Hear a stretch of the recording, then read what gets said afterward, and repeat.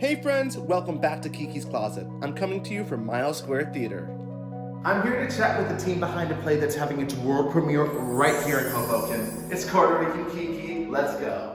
Come on and come and play in Kiki's Closet today.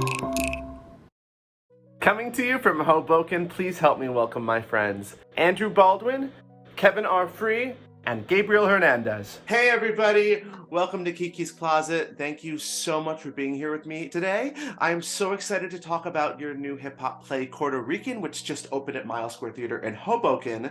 But before we do, I've got to ask you, what color is your heart today? My heart is yellow because it's a little cloudy and I want to just bring some sunshine. My heart's purple because purple is my favorite color.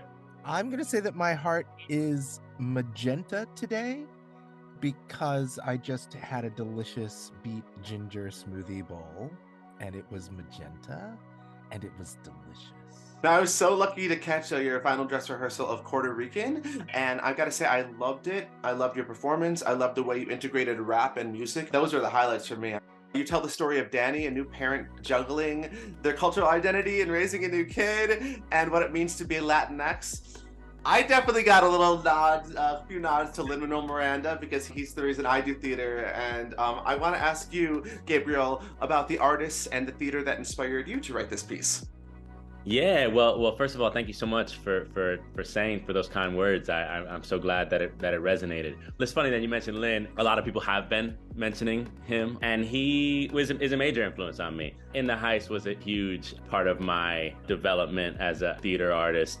I still remember the feeling of being in a Broadway theater and hearing a clave to start that show, and just like the electricity in my body of like, oh my goodness, like we out at the highest level, and like the first sound you hear is like, I'll never forget that for as long as I live. But lots of dirty, naughty influences besides Lin. Like Eminem was a huge I mean, for better and worse, Eminem was a major part of my like hip hop education. I had to unlearn some of that stuff because he's just so foul. But that's part of the education, certainly. You know what I mean? A lot of 90s hip hop, random musical theater as well. Kevin, what attracted you to this piece and to wanting to produce it at Mile Square Theater? Well, Gabriel and I worked together off-Broadway in 2017 doing a Casablanca box by the Farringtons. I just loved working with Gabriel, and then when I directed It's a Wonderful Life for Mile Square Theater, Gabriel was in that as well. I don't want to exist in a theater world in which Gabriel does not exist for me. That's a major point for me. Somebody else, a mutual friend, told me about Puerto Rican, and I was first really angry that Gabriel hadn't invited me to see it when he had done workshops of it.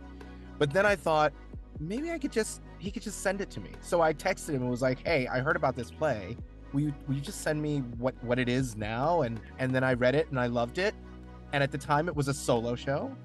And then it just kept expanding. I wanted to make sure that in my first season as artistic director that I included a voice about, or that was a Latinx voice. So that Gabriel is a brilliant person and is my friend made it easier to produce it. And I also have to give a shout out that the two performers that you also share the stage with. Can you tell me about adding them into the story as well? Yeah, so that's been an amazing treat. I'm so blessed to have found them. Arabelle Luke, aka Heirloom Beats, who plays DJ Kenepa, and Brody Clavery, who plays MC Plátano. This show's been in development for the last 5 years or so, and it's been a solo piece all the way through last spring. It was messy though. We had not done the work on the page to make it make sense. We were just sort of trying something, and we came out of that process being like, ooh, I think we found something here. Being able to bring in those two to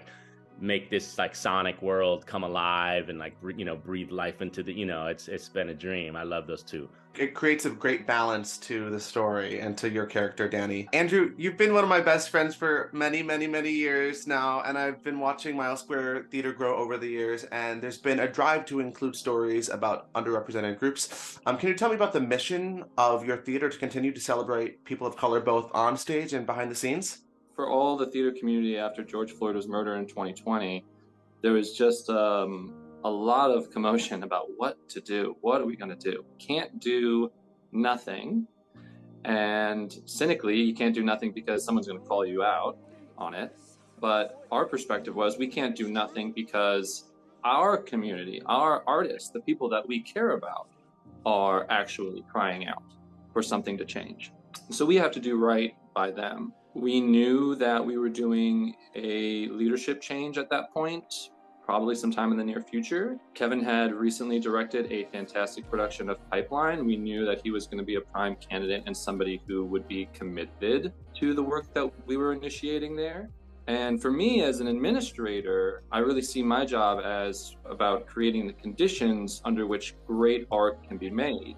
And so, to be totally honest, like what takes up most of my time is thinking about the financial conditions under which great art can be made. How can we pay for all this? How can we pay our artists? Which is also about, DEI work, but it's also about creating a safe place, a physically safe place, COVID safe, fire safety.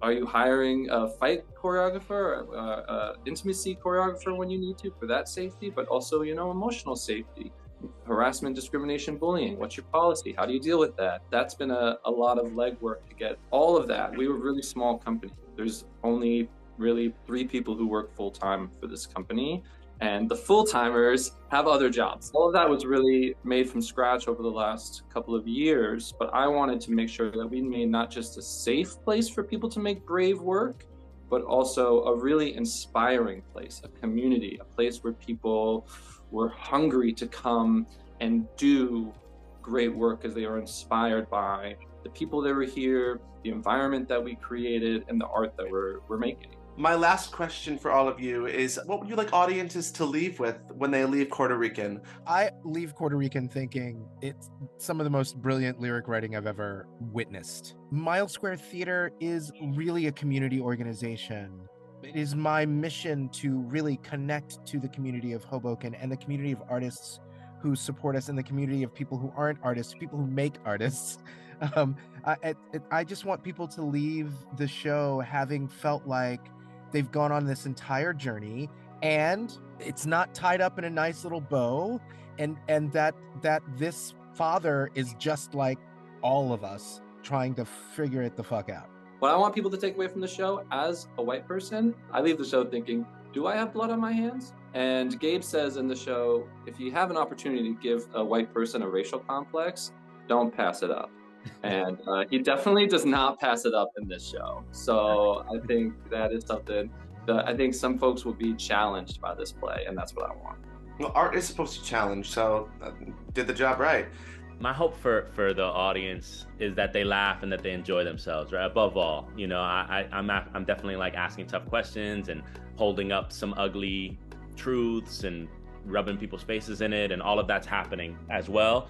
But above all, I think laughter is like the biggest goal, and not just like for the sake of getting my jollies off with some chuckles, you know what I mean? But like laughter as a really as a way to commune and heal, even while steeping in painful conversation topics or hearing this character talk about trauma and all of that stuff.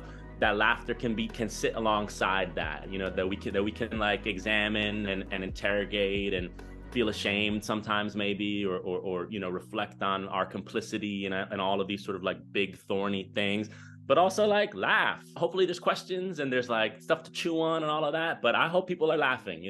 That's always my big goal. Well, thank you so much for joining me here today. Puerto Rican runs at Mile Square Theater until March 26th. You can get more information at milesquaretheater.org.